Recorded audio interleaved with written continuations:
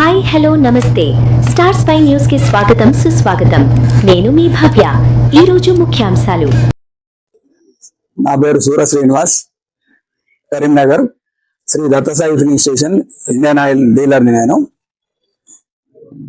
ఇప్పుడు ఏదైతే petrol diesel కొరత అని ప్రజలు ఏదైతే భావిస్తున్నారో అట్లాంటి కొరత అంటూ ఏమీ లేదు.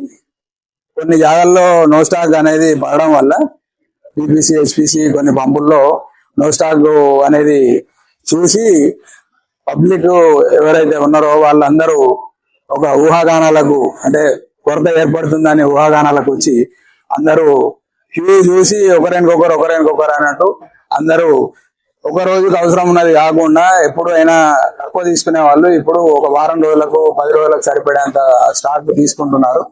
దాని వల్లనే కొంచెం కొరత అవుతుందేమో అనే అనుమానాలు ఉన్నాయి తప్పించి అసలు రెగ్యులర్ యూజ్ కు ఎటువంటి కొరత లేదని చెప్పేసి నేను చెప్తున్నాను.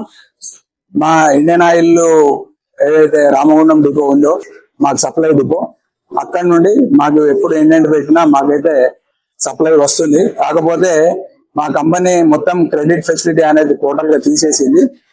దానివల్ల డబ్బులు వేసిన తర్వాతనే వెహికల్ అనేది లోడ్ అవుతుంది. దాంతో కూడా కొంతమంది డీలర్లు ఇన్వెస్ట్మెంట్ అడ్జస్ట్మెంట్ కాక కూడా కొందరు డ్రైవ్ పెడుతున్నట్టున్నారు. ఇప్పటి వరకైతే మా బంకులో ఎటువంటి కొరత లేదండి.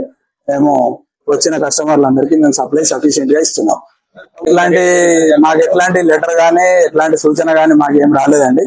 ప్రభుత్వం మాకు రెగ్యులర్ గా స్టాక్ ఉన్నది, యథావిధిగానే మేము స్టాక్ వస్తుంది, మేము అమ్ముతున్నాము. అది నిన్న ఈవినింగ్ నుండే ఈ రూమర్ అనేది స్టార్ట్ అయింది కరీంనగర్ లో. నిన్నటి నుండే ఇది కొంచెం మార్పు వచ్చింది. పబ్లిక్ ఆగేందంటే డీజిల్ రేటు, పెట్రోల్ రేటు పెరుగుతున్నాయి. అలాగే ప్రీమియం రేటు పెరిగింది, పెట్రోల్ ప్రీమియం ఇది కూడా పెరిగే అవకాశం ఉందని చెప్పి మీకు రూమర్ ఉంది. దానికి మీరు ఏమంటారు? ఇప్పుడు రేట్ అనేది ప్రభుత్వం నిర్ణయించే లెక్క. అది వచ్చే వరకు అది ఎవరికి తెలియదు. అది ఏ రోజు ప్రతిరోజు ఈవినింగ్ గవర్నమెంట్ రేటు రేపటి రోజుని ఈ రోజు రాత్రి 8-9 గంటలకు మాకు పెడతారు మెసేజ్ లో, రేపు ఉదయం ఏ రేట్ అమ్మాలనేది. ఆటోమేటిక్ గా ఆన్లైన్ కాబట్టి మిషన్ లో ఆటోమేటిక్ గా రేటు మార్నింగ్ 6 o'clock కి అదే చేంజ్ అవుతుంది. మేము డీలర్ అంటూ ఏమి చేసేది ఏమి ఉండదండి దాంట్లో. ప్రస్తుతానికి కొన్ని మంకులు మోటార్ బోర్డు పెట్టినా వాళ్ళకి స్టాక్ అయిపోయి పెడుతున్నారు, లేకుంటే సిండికేట్ అయ్యి పెట్రోల్ అయినా ఆపుకునే అవకాశం లేదండి. అట్లాంటి సిస్టమ్ అంటూ ఇప్పుడు ఏమీ లేదు. ఇప్పుడు టోటల్ గా ఆన్లైన్. మా అండర్ గ్రౌండ్ స్టాక్ ఏదైతే ఉన్నదో కంపెనీలో సేల్స్ ఆఫీసర్, డిఎం దగ్గర నుండి ఈడీ వరకు కూడా ఎక్కడ కూర్చున్న వాళ్ళైనా ఆల్ అఫీషియల్స్ మా స్టాక్ ని ఆన్లైన్ లో విజిబుల్ చేసే అవకాశం ఉంది. అట్లాంటి కొరత మాత్రం డీలర్ సృష్టించే పరిస్థితి అయితే లేదండి. మా దగ్గర ఈ రోజు 11,000 పెట్రోల్ ఉంది, 13,000 డీజిల్ ఉంది. ప్రీమియం వచ్చేసి 4,800 ఉంది. దాదాపు ఇప్పటి వరకు అదొక 2.5, ఇదొక 2.5, 3,000 వరకు పోయింది. ఎంత మా దగ్గర స్టాక్ ఉన్నంత వరకు నేను సేల్ చేస్తాను. స్టోర్ ఉండగానే మీరు ఇండియన్ పెట్టినాను. ఈ రోజు ఈవినింగ్ కూడా మళ్ళీ ఇంకొక ట్రక్ వస్తే అది మళ్ళీ రేపు సేల్ అవుతుంది. మీరు ప్రజలకు ఏం చెప్పదలుచుకుంటాం? కొరత అంటూ ఇప్పుడు ఏమి అవుతుందని అయితే నేను అనుకుంటలేనండి, నాకు తెలిసినంత మటుకు. ఇప్పుడు కంపెనీ మాత్రం మాకు సఫిషియెంట్ గా మేము పెట్టిన ఇండియన్ కు మాకైతే సప్లై ఇస్తుంది ఏ రోజు కారు. ఇక తదుపరి ఏం జరుగుతుంది అనేది అంతగా మట్టి లేదు. ప్రస్తుతం అయితే ఎలాంటి సమస్య లేదు. ఉన్నదండి, లేదు లేదు. జూనియర్ కాలేజ్ లెక్చరర్ నేను. సో ఏంటంటే ఇప్పుడు ఉన్నటువంటి పరిణామాల్లో కూడా మనకు ఈ యుద్ధ వాతావరణంతో అందరికీ ఇప్పుడు గ్యాస్ కానీ, పెట్రోల్ కానీ, నిత్యావసర వస్తువులు కానీ పెరగడం కానీ, గ్యాస్ నిల్వలు తగ్గిపోవడం కానీ, ఈ మనకు ఉన్నటువంటి అప్పుడు ఆ పెట్రోల్ కూడా మనకి ఎందుకంటే నిత్యావసర వస్తువు ప్రతి ఒక్కరికి అందుబాటులో ఉండాలి. కానీ ఇప్పుడు ఉన్నటువంటి పరిస్థితుల్లో కూడా మనం దీనివల్ల చాలా ఇబ్బందులు పడుతున్నాం. గ్రామీణ ప్రాంతాల్లో ఉన్న వాళ్ళు ఇక్కడ నుంచి వేరే ప్రాంతానికి వెళ్ళాలన్నా కానీ, అక్కడి నుంచి రావాలన్నా కానీ, హాస్పిటల్స్ పర్పస్ కానీ, ఏ పర్పస్ అయినా కానీ మనకు చాలా అసౌకర్యానికి గురవుతున్నాం. సో ఇది ఏంటంటే మెయిన్గా మనకు వచ్చేటువంటి యుద్ధంతో, ఈ యుద్ధ పెట్టుకోవడం అనేది మనకు ఆల్రెడీ జరుగుతున్నది. ఇది నివారణకు సంబంధించినట్టు అన్ని దేశాలు దీని మీద చర్చలు జరిపినాయి, చర్చలు జరిపి దీనివల్ల యుద్ధాన్ని నివారించడానికి జరుగుతున్నది.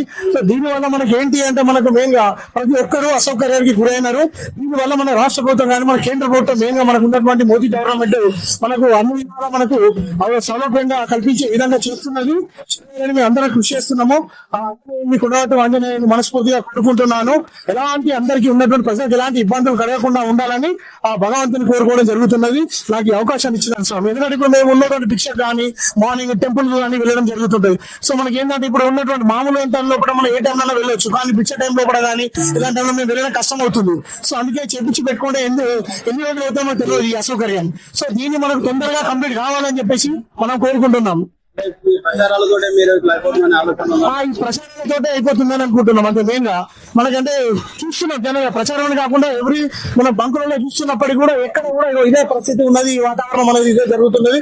సో మనం ఏంటి అంటే దాని ముందు జాగ్రత్తగా మనం పోసుకోవడం అనేది జరుగుతున్నది. ఇది అట్లా అయినా ఆల్మోస్ట్ దీనికి ఏంటంటే మనకు ఎలాంటి ఒక ప్రభుత్వం అనేది దీనికి ఒక నిర్ణయం తీసుకుంటుంది, మన కార్యాచరణ తీసుకొస్తుంది. ఖచ్చితంగా ఎలాంటి ఇబ్బందులు లేకుండా ప్రజలందరికీ అందరినీ మంచి విధంగా చూసుకునేలా చేస్తుంది. ఎలాంటి ఇబ్బందులు పడద్దు, ప్రజలు కూడా అందరూ నమ్మకంతో ధైర్యంతో ఉండాలని చెప్పేసి నేను మనస్ఫూర్తిగా కోరుకుంటున్నా. కుండగట్టు ఆంజనేయ స్వామికి జై శ్రీరామ్, జై హనుమాన్.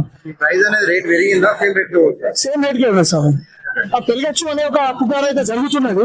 మనది ఎంతవరకు వాస్తవం అనేది మనకు తెలియదు. సో మనం అయితే ఇప్పుడు వచ్చిన ఇక్కడ వాతావరణం చూస్తున్నందుకు నేను రామ్నగర్ బంకుకి వెళ్ళిన పద్మనగర్ ఇవన్నీ తిరుగుకుంటా వస్తున్నాను. సో ఇక్కడైతే మనకి ఏంటంటే ఇప్పుడు మామూలు ప్రైస్ కి మనకి ఇక్కడ అవైలబుల్ గా వచ్చింది పెట్రోల్. స్పై న్యూస్, కథనం నిమిషాల్లో, మీ వార్తలు మీ ఎంపిక. Once a spy, always a spy.